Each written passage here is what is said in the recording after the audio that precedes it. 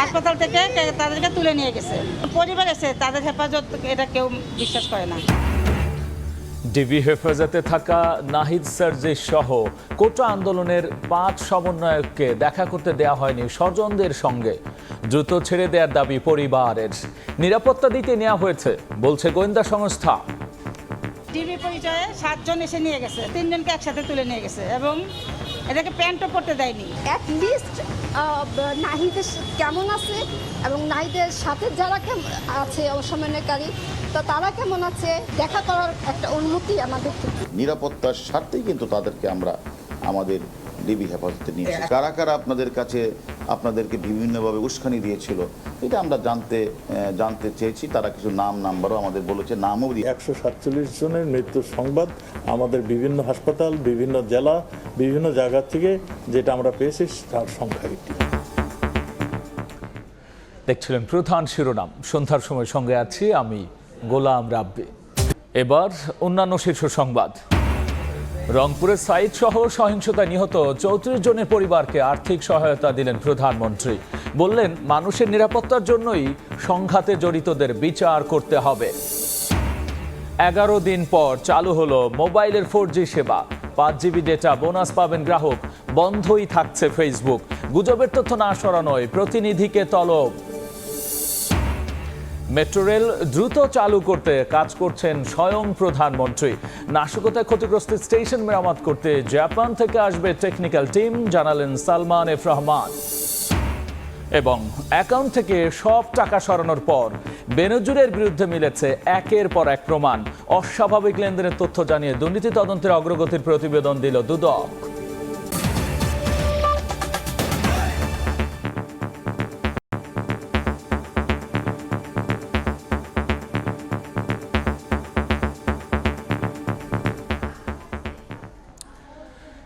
নাহিদ সার্জিস সহ কোটা আন্দোলনের 5 সমন্বয়ক ডিবি হেফাজতে। তাদের সঙ্গে দেখা করতে দেওয়া হয়নি বলে জানিয়েছেন পরিবারের সদস্যরা। বিকেলে রাজধানীর মেট্রো রোডে ডিবি কার্যালয়ে যান তারা। এ সময় সমন্বয়কদের দ্রুত ছেড়ে দেওয়ার দাবি জানান তাদের স্বজনরা। নিরাপত্তাহীনতার কারণে বৈষম্য বিরোধী ছাত্র আন্দোলনের 3 সমন্বয়ককে শুক্রবার নেওয়া হয় ডিবি হেফাজতে। শনিবার আরও 2 সমন্বয়কারীকে একই কারণে হেফাজতে নেয় ঢাকা মহানগর গোয়েন্দা পুলিশ। রোববার তাদের সাথে দেখা করতে বিকেলে ডিবি কার্যালয়ের পাশের রাস্তায় জড়ো হন নাহিদ সহ তাদের পরিবারের অভিভাবকরা। বেশ কিছুক্ষণ অবস্থানের পরও ডিবি কার্যালয়ে শিক্ষার্থীদের সাথে দেখা করতে না পেরে কথা হয় সাংবাদিকদের সাথে। এই ঘটনায় ক্ষোভ প্রকাশ করে অভিভাবকরা বলেন, ডিবি হেফাজতে সন্তানদের নিরাপত্তা নিয়ে শঙ্কিত তারা। সেকেন্ড টার্ম আবার নিয়ে গেছে, তো এখন তো আরো টেনশনটা আরো বেশি, না জানি কি করতেছে। অ্যাটলিস্ট আমাদের পক্ষ থেকে কোনো গার্ডিয়ানকে দেখা করার একটা সুযোগ দিই। দ্রুত সময়ের মধ্যে সব সমন্বয়কারীদের মুক্তির দাবি জানান অভিভাবকরা। এখানে ভর্তি চিকিৎসাধীন অবস্থায় এদের 3 জনকে একসাথে তুলে নিয়ে গেছে এবং এটাকে প্যান্টও পরতে দেয়নি। ডিবি পরিচয়ে 7 জন এসে নিয়ে গেছে। একটা পরিবার এসে তাদের হেফাজত, এটা কেউ বিশ্বাস করে না। তারা ওখানে কি চিকিৎসা দিবে? এটা তো হাসপাতাল না। চিকিৎসাধীন অবস্থা থেকে যে উঠাই নিয়ে আসে, এটাকে নিরাপত্তা বলে? বৈষম্য বিরোধী ছাত্র আন্দোলনের অন্যতম সমন্বয়ক নাহিদকে প্রথমবার ডিবি হেফাজতে নিয়ে নির্যাতন করা হয় বলে অভিযোগ তাদের। সাদিকুর রহমান, সময় সংবাদ, ঢাকা। তবে ডিএমপির অতিরিক্ত কমিশনার হারুনুর রশিদ বলছেন, নিরাপত্তা দিতেই নাহিদ সার্জিস সহ কোটা আন্দোলনের 5 সমন্বয়কারীকে ডিবি হেফাজতে নেওয়া হয়েছে। তিনি আরও বলেছেন, সহিংসতার পেছনের কারিগরদের খুঁজতে চলছে জিজ্ঞাসাবাদ। আবার তাদেরকে কোনো কিছু করে আবার যদি তারা আন্দোলনের কোনো কিছু করতে চায়, সে কারণে আমি মনে করি নিরাপত্তার স্বার্থেই কিন্তু তাদেরকে আমরা আমাদের ডিবি হেফাজতে নিয়েছি। কারা কারা আপনাদের সাথে যোগাযোগ করেছিল, কারা কারা আপনাদের কাছে আপনাদেরকে বিভিন্নভাবে উস্কানি দিয়েছিল এটা আমরা জানতে চেয়েছি। তারা কিছু নাম্বারও আমাদের বলেছে, নামও দিয়েছে। সিকিউরিটির স্বার্থে যাদেরকে আমরা এনেছি তাদের নিয়ে যদি কেউ গুজব ছড়ায় সেটা আপনারা বিশ্বাস করবেন না। গুজবেই তারা এই গুজবটা ছড়িয়ে তারা তাদের ভিউ বাড়িয়ে তারা কিছু টাকা ইনকাম করতে চায়, এটা আপনারা বিশ্বাস করবেন না। কোটা আন্দোলন ঘিরে সাম্প্রতিক সহিংসতায় প্রথমবার মৃত্যুর তথ্য জানালো সরকার। এ পর্যন্ত 147 জনের প্রাণ গেছে বলে জানিয়েছেন স্বরাষ্ট্রমন্ত্রী। নিহতের সংখ্যা নিয়ে বিভ্রান্তি না ছড়ানোর আহ্বান জানিয়েছেন তিনি। এবার সরকারিভাবে মৃত্যুর সংখ্যা জানালেন স্বরাষ্ট্রমন্ত্রী। রোববার সচিবালয়ে সংবাদ সম্মেলনে জানালেন, সহিংসতায় এখন পর্যন্ত 147 জনের মৃত্যু হয়েছে। মৃত্যুর সংখ্যা নিয়ে গুজবে কান্না দেওয়ার আহ্বান জানান তিনি। সাম্প্রতিক সহিংসতায় এখন পর্যন্ত 147 জন মৃত্যুর সংবাদ আমাদের কাছে আছে। বিভিন্ন হাসপাতাল, বিভিন্ন জেলা, বিভিন্ন জায়গা থেকে যেটা আমরা পেয়েছি, পুলিশ এগুলি ভেরিফাই করছে, কার পেশা কি, কাকে সে কোন দল করতো কিংবা কি করতো, সবগুলি নিয়ে আমরা আরো একটি পূর্ণাঙ্গ রিপোর্ট আপনাদেরকে দিব। পুলিশ আগ বাড়িয়ে কোনো সংঘর্ষে জড়ায়নি জানিয়ে মন্ত্রী বলেন, পরিস্থিতি নিয়ন্ত্রণে সর্বোচ্চ পেশাদারিত্বের পরিচয় দিয়েছে বাহিনী। ট্রেনিং দেওয়া পুলিশ অযথা গুলি তারা করে না, প্রত্যেকটা গুলির হিসাব তাকে দিতে হয়, প্রত্যেকটা মৃত্যুর হিসাব তাকে জবাবদিহি করতে হয়। কাজেই পুলিশ অযথা গুলি করেছে, শিশুকে মেরে ফেলছে, এইগুলি সম্পূর্ণই গুজব, অপপ্রচারণা। কোটা সমন্বয়কারীদের নিরাপত্তার জন্যই হেফাজতে নেওয়া হয়েছে জানিয়ে স্বরাষ্ট্রমন্ত্রী বলেন, ঝুঁকিমুক্ত মনে করা হলেই ছেড়ে দেওয়া হবে সমন্বয়কারীদের। তারা নিজেরাই বলতেছিল যে তারা রিস্কে রয়েছে, সেই জন্যই তাদেরকে আমরা নিরাপত্তার জন্যই তাদেরকে নিয়েছি। সামাজিক যোগাযোগ মাধ্যমে গুজব ছড়ানো বন্ধে গণমাধ্যমকে ভূমিকা রাখার আহ্বান জানান মন্ত্রী। গুজবগুলি যখনই দেখবেন, সত্য জিনিসটা আপনারা প্রচার করে। প্রসূন আশিস, সময় সংবাদ, ঢাকা। সাম্প্রতিক সহিংসতায় নিহতদের পরিবারের পাশে থাকার প্রতিশ্রুতি দিয়েছেন প্রধানমন্ত্রী শেখ হাসিনা। সকালে গণভবনে নিহত 34 জনের পরিবারকে আর্থিক সহায়তা দিয়েছেন সরকার প্রধান। বলেছেন, মানুষের নিরাপত্তার জন্যই সহিংসতায় জড়িতদের খুঁজে বের করে শাস্তি নিশ্চিত করবে সরকার।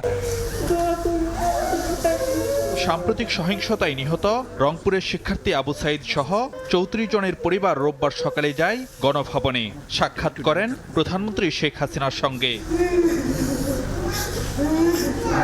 গণভবনের ব্যাংকোয়াট হলে তখন আবেগঘন পরিবেশ। অশ্রু সজল চোখে নিহতদের পরিবারের সদস্যদের খোঁজ খবর নেন সরকার প্রধান। এ সময় শেখ হাসিনাকে জড়িয়ে স্বজন হারানো শোকস্তব্ধ পরিবারের সদস্যরা ভেঙে পড়েন কান্নায়। পরে নিহতদের পরিবারকে আর্থিক সহায়তা হিসেবে পারিবারিক সঞ্চয়পত্র ও নগদ অর্থ তুলে দেন প্রধানমন্ত্রী। স্বজন হারানোর বেদনায় নিজের উপলব্ধি প্রকাশ করতে গিয়ে অনেকটাই আবেগপ্রবণ শেখ হাসিনা আশ্বাস দেন সাম্প্রতিক সময়ে নিহতদের পরিবারের পাশে থাকার। সাধারণ মানুষ কি দোষ করেছে? আমি আসলে আপনাদেরকে আমি কি বলে সান্ত্বনা দেব? শুধু আমি এইটুকু বলতে পারি যে আমি আপনাদের সাথে আছি, পাশে আছি। আপনাদের চোখের পানি দেখতে হচ্ছে, এটাই সবচেয়ে কষ্ট। স্বজন ব্যথা ভোলান না, সেটা আমি জানি। তারপরেও আল্লাহ আপনাদের সর্বদিক, সেটা আমি চাই। মানুষের নিরাপত্তার স্বার্থেই সহিংসতায় জড়িতদের বিচারের আওতায় আনার প্রতিশ্রুতি দেন সরকার প্রধান। বলেন, আর খেলতে দেয়া যায় না বাংলাদেশ নিয়ে। অপরাধীদের ধরতে সহযোগিতা চান নিহতদের পরিবারেরও। যারা এই খুনের সঙ্গে জড়িত, খুঁজে খুঁজে বের করে তারা অবশ্যই যেন শাস্তি পায়, সেটাই আমার প্রচেষ্টা থাকবে। সেটাই আমি করবো। আপনাদেরও সাহায্য চাই। যদি আপনারা কিছু জানেন, সেটা আমাদের জানাবেন। কারণ এইভাবে বারবার বাংলাদেশটাকে নিয়ে খেলা, এটা আর হতে দেওয়া যায় না। আর মানুষ মেরে লাশ ঝুলিয়ে রাখার মতো এই বর্বরতা, একজন মুসলমানের লাশ ঝুলায় রাখবে পা বেঁধে? যারা এগুলির সাথে জড়িত, অবশ্যই তাদের বিচার হবে, তাদের বিচার করতে হবে, নইলে মানুষের নিরাপত্তা দেওয়া যাবে না। সরকারি সম্পত্তি জ্বালাও পোড়াও কোনোভাবেই গ্রহণযোগ্য নয় মন্তব্য করে প্রধানমন্ত্রী বলেন, মেট্রো রেল, এলিভেটেড এক্সপ্রেসওয়ে সহ জনগণের অর্থে গড়ে তোলা অবকাঠামোর সুফল পেতেন সাধারণ মানুষই। ফারুক ভিয়া, রবিন, সময় সংবাদ, ঢাকা। মেট্রো রেল দ্রুত চালু করতে কাজ করছেন স্বয়ং প্রধানমন্ত্রী। কোটা আন্দোলনের সুযোগে আগুনে পোড়ানো স্টেশন মেরামত করতে শিগগিরই জাপান থেকে আসবে টেকনিক্যাল টিম, জানিয়েছেন প্রধানমন্ত্রীর বেসরকারি শিল্প ও বিনিয়োগ বিষয়ক উপদেষ্টা Salman F Rahman. Metro rail যেটা বন্ধ আছে, মাননীয় প্রধানমন্ত্রী বলেছেন যত তাড়াতাড়ি সম্ভব। গতকাল জাপানি রাষ্ট্রদূত মাননীয় প্রধানমন্ত্রীর সাথে দেখা করেছেন এবং উনি বলেছেন যে জাপান থেকে এখন টেকনিশিয়ানদেরকে আসতে হবে আর দেখতে হবে কিভাবে এটাকে, কত দ্রুত এটাকে আমরা রিপেয়ার করে, মেরামত করে এটাকে আমরা আবার সচল করতে পারি, শুরু করতে পারি। 11 দিন বন্ধ থাকার পর চালু হয়েছে মোবাইলে 4G সেবা। ক্ষতিপূরণ হিসেবে প্রত্যেক গ্রাহক 5 GB ডেটা 3 দিন মেয়াদে বোনাস পাবেন। তবে ফেসবুক, টিকটক সহ সামাজিক যোগাযোগ মাধ্যম বন্ধই থাকছে। সকালে বিটিআরসিতে সংবাদ সম্মেলনে কথা বলেন তথ্য প্রযুক্তি প্রতিমন্ত্রী। তিনি জানিয়েছেন, বিদেশে বসে লাগাতার অপপ্রচার চললেও তা বন্ধে সরকারের অনুরোধ আমলে নেয়নি সামাজিক যোগাযোগ মাধ্যমগুলো। এ বিষয়ে 31 জুলাই বিটিআরসিতে ব্যাখ্যা দিতে বলা হয়েছে ওইসব প্রতিষ্ঠানকে। সন্ধ্যার সময় আরও থাকছে। অক্টোবরে ঢাকায় বসবে আইসিসির সভা, অনুষ্ঠিত হবে চেয়ারম্যান নির্বাচন। এখনও চূড়ান্ত সিদ্ধান্ত না আসলেও চ্যাম্পিয়ন্স ট্রফিতে তামিম ইকবালকে পেতে আশাবাদী বিসিবি। অ্যাকাউন্ট থেকে সব টাকা সরানোর পর সাবেক পুলিশ মহাপরিদর্শক বেনজির আহমেদের বিরুদ্ধে মিলছে একের পর এক প্রমাণ। অস্বাভাবিক লেনদেনের তথ্য জানিয়ে দুর্নীতি তদন্তের অগ্রগতি প্রতিবেদন হাইকোর্টে জমা দিয়েছেন দুদকের আইনজীবী। অনুসন্ধান শুরুর পর ব্যাংক হিসেব থেকে প্রায় 13 কোটি টাকা সরানোর বিষয়টি উঠে এসেছে।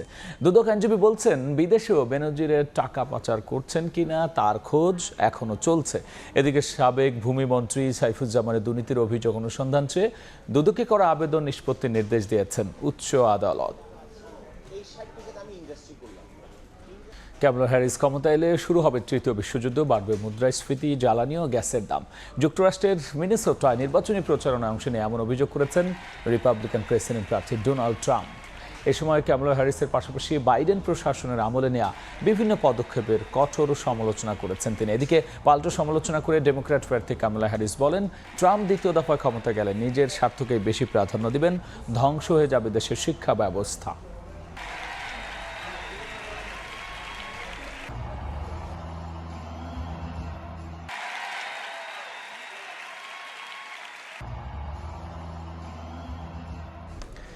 এবছরের অক্টোবরে প্রথমবারের মতো বাংলাদেশে অনুষ্ঠিত হবে আইসিসির সভা। একই সঙ্গে অনুষ্ঠিত হবে চেয়ারম্যান নির্বাচনও, জানিয়েছেন বিসিবি সভাপতি নাজমুল হাসান পাপন। চ্যাম্পিয়ন্স ট্রফিতে তামিম ইকবালকে পাওয়ার বিষয়েও আশাবাদী বোর্ড সভাপতি। যদিও কোচ চান্ডিকা হাথুরু সিং এর ভবিষ্যৎ নিয়ে এখনও কোনো সিদ্ধান্ত নেয়নি বিসিবি।